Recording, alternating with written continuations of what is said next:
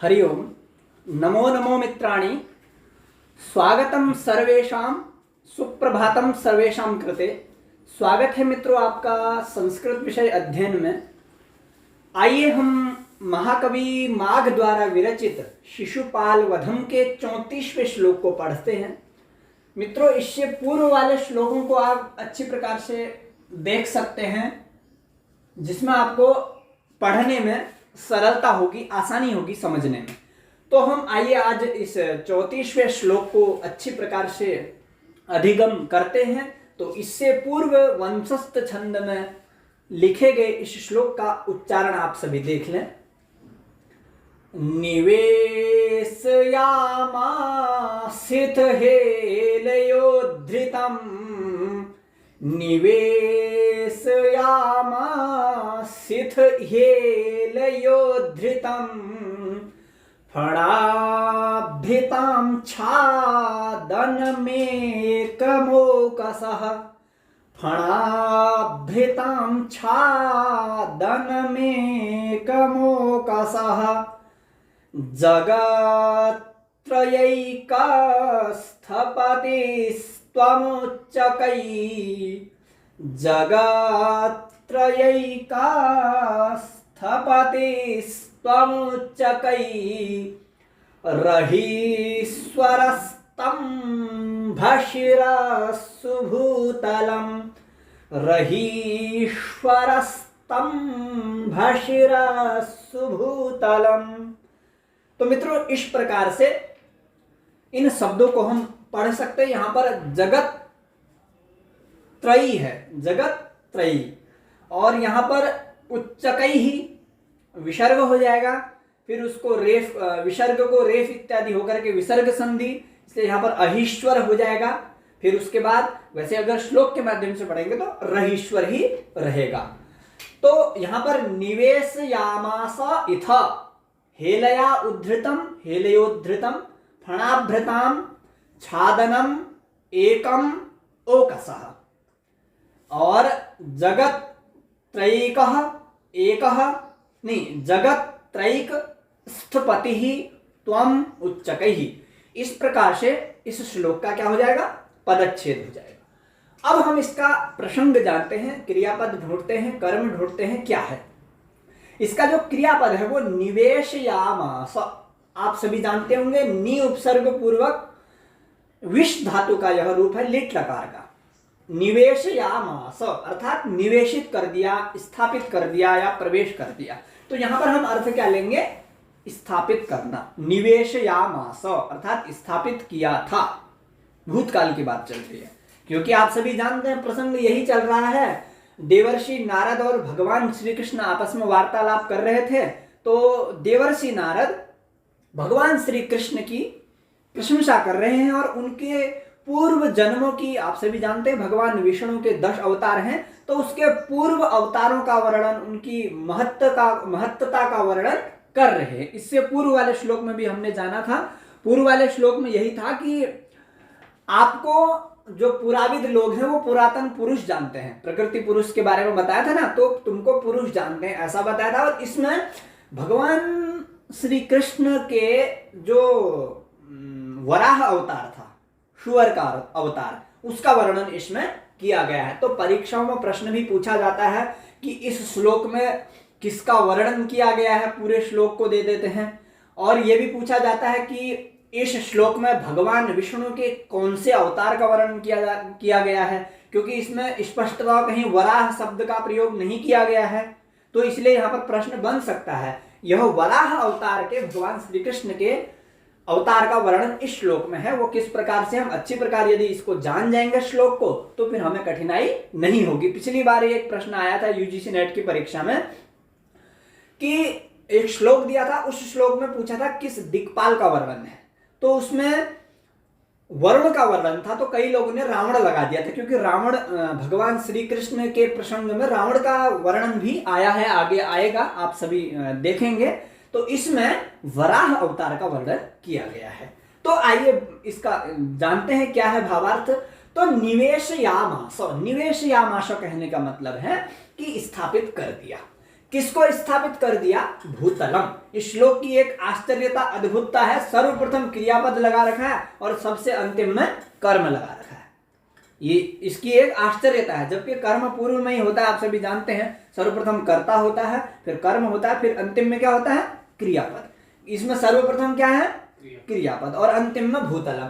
तो भूतलम निवेशयामास, अर्थात पृथ्वी को, भूतलम किसको कहते हैं? पृथ्वी को।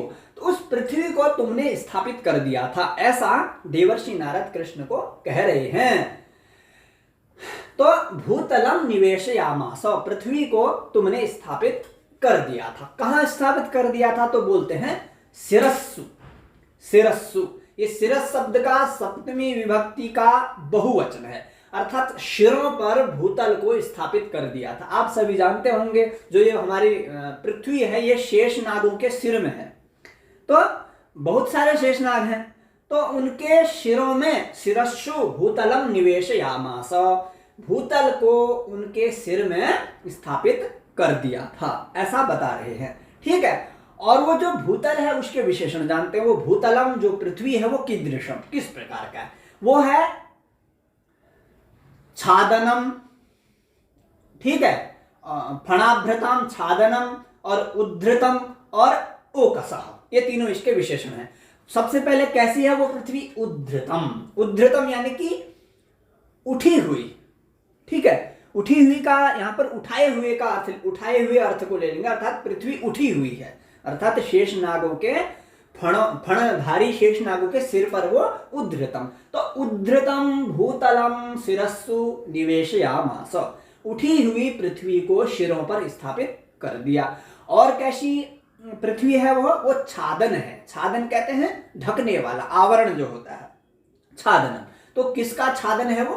फणाभ्रताम। फणाभ्रताम, फणाभ्रताम, फण को धारण कौन करता है? सर्प करता है। तो उनको कहेंगे फणान धारयन्ति ये ते फणाभ्रता, तान फणाभ्रताम छादनम। उन फण को धारण करने वाले सर्पों का छादन है जो, अर्थात सर्पों के सिर पर यदि पृथ्वी रख देंगे तो सांप तो ढक जाएंगे, अर्थात सांपों को ढकने वाली है वो पृथ्वी, सांपों के लिए वो छादन है। ठीक हो गया। तो उद्धृतम उठी हुई पृथ्वी है, और फणाभ्रताम यानी कि सर्पों का छादनम यानी कि आवरण है। और कैसा है वो? एकम है, एकमात्र है। पृथ्वी कितनी है? एक है, एकमात्र पृथ्वी को औकसः, औकसः भी इनका, फणाभ्रताम छादनम फणाभ्रताम औकसः। औकसः गृहम, घर। सर्पों का घर क्या है? पृथ्वी है। पाताल लोक में रहते हैं वो, तो पृथ्वी के नीचे रहते हैं। पृथ्वी उनके लिए गुफा के समान है या आवरण के समान है। तो फणाभ्रताम, फणाभ्रताम के साथ दो शब्द को जोड़ लेंगे, फणाभ्रताम छादनम फणाभ्रताम औकसः, अर्थात सर्पों का आवरण और सर्पों का घर। ऐसा क्या है? उद्धृतम एकमात्रम भूतलम, उठी हुई वह एकमात्र पृथ्वी है, जिस पृथ्वी को उन्होंने, भगवान श्री कृष्ण ने वराह रूपी अवतार लेकर के शिरस्सु निवेशयामास। और कैसे उठा के रख दिया था? हेलया।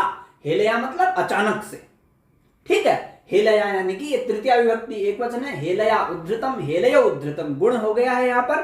तो हेलया अचानक से। अब देखते हैं किसने स्थापित कर दिया था? कर्ता पद है ये वाला, जगत त्रैकस्थपति। क्या है? जगत त्रैक स्थपति। किसने किया था? इस स्थपति ने। स्थपति कहते हैं स्थापित करने वाला, जो है जगत का स्थापना करने वाला, रक्षा करने वाला कौन है? भगवान श्री विष्णु, तो वो है। और किसके हैं वो? त्रयस्य, त्रयस्य जगताम त्रयम। यहाँ पर इसका जो पहले षष्ठी तत्पुरुष समास होगा, जगताम त्रयम। जगताम त्रयम यानी कि तीनों जगतों का एकत्व। तो तीनों जगतों के, तीनों लोकों के, तो जगताम त्रयम, ठीक है। और एकस्थपति, एकस्थपति माने एक ही है, जो स्थपति स्थापित करने वाला, रक्षा करने वाला, जो पति है, जो परमात्मा है, उसने, उस, क्योंकि कर्ता ने आता है तो प्रथमा विभक्ति एक वचन का रूप है, जगत्त्रैकस्थपति ही। तो जगत्त्रैकस्थपति ही, पति उसने, भूतलम निवेशयामास। तो क्या होगा? जगत्त्रयैकस्थपति होगा, जगतां त्रयं षष्ठी तत्पुरुष हो जाएगा, फिर तस्य त्रयस्य उन तीनों लोकों का जो स्थपति है, स्थापित करने वाला होगा, क्या है? एकः च असौ स्थपति। एकः यहाँ पर ना जगत्त्रय एकः, तो एकः असौ स्थपति, फिर कर्मधारय हो जाएगा। एकः असौ स्थपति, एक है यह स्थपति, स्थापित करने वाला पति, तो उसने पृथ्वी को स्थापित कर दिया। फिर भी यदि इस शब्द में आप सभी को कोई शंका है तो आप सभी देख सकते हैं और पूछ सकते हैं। तो इन्होंने स्थापित किया। और वो जो अब शिरस्सु का विशेषण देखेंगे, जो सिर हैं उनके, शेष नागों के जो सिर हैं वो कैसे हैं? उच्चकैहि, उच्चकैहि यानी कि ऊंचे उठे हुए होते हैं। शेषनाग सोया थोड़ी रहता है, शेषनाग अपने फण को इस प्रकार से उठाया होता है। तो उच्चकैहि शिरस्सु भूतलम निवेशयामास, ऊंचे उठे हुए सिरों पर। ठीक है, अब वो सिर क्या है उसका रूपक अलंकार में यहां पर आरोप किया है, अहीश्वर स्तंभ, अहीश्वर स्तंभ। ठीक है, यहां पर उच्चकैहि, यहां पर ये रेफ का विसर्ग होकर के उच्चकैहि के साथ लगेगा, फिर यहां पर अही हो जाएगा। क्या हो जाएगा? अही। अही कहते हैं सर्प को। अही किसको कहते हैं? सर्प को। और अहीपति कहेंगे जो सर्पों का पति है। कौन है? शेषनाग, सबसे बड़ा सर्प जो होता है। तो यहां पर भी कर्मधारय समाव है, अहीश्वर एव स्तंभ, अर्थात अहीश्वर ही स्तंभ है जिस पृथ्वी को रखने के लिए उस स्तंभ रूपी सिरों पर भूतल को स्थापित कर दिया। अहीश्वर यानी कि शेषनाग, स्तंभ यानी कि खंबा। शेषनाग ही खंबा है जिन शिरों का। वो शिर रूपी जो सिर हैं वो सिर क्या है? मानो अहीश्वर स्तंभ है। अहीश्वर स्तंभ कहने का मतलब है शेषनाग रूपी खंबे, उनके शिरों पर भूतल को स्थापित कर दिया। ऐसा सीधा सा अर्थ इस श्लोक का होगा। तो क्रियापद निवेशयामास है, निवेशयामास लिट लकार प्रथम पुरुष एक वचन का रूप है। तो इस प्रकार से श्लोक का भावार्थ होगा कि भगवान विष्णु के वराह अवतार का वर्णन इस श्लोक में किया है। तो यह श्लोक अति महत्वपूर्ण भी हो सकता है हमारे लिए, क्योंकि प्रश्न बनाने वाले भले वो किसी संस्था के हों या किसी परीक्षा लेने वाले हों, वो प्रश्न ऐसी ही जगह से उठाते हैं जहां पर किसी शब्द का, किसी संज्ञा का शब्द सह उल्लिखित नहीं होता है वो शब्द, उसी से प्रश्न बनता है। तो इस श्लोक को आप अच्छी प्रकार से जान गए होंगे, मैं आशा करता हूं। तो अगले श्लोक में आप सभी से मिलते हैं। आप सभी का धन्यवाद। नमः संस्कृत।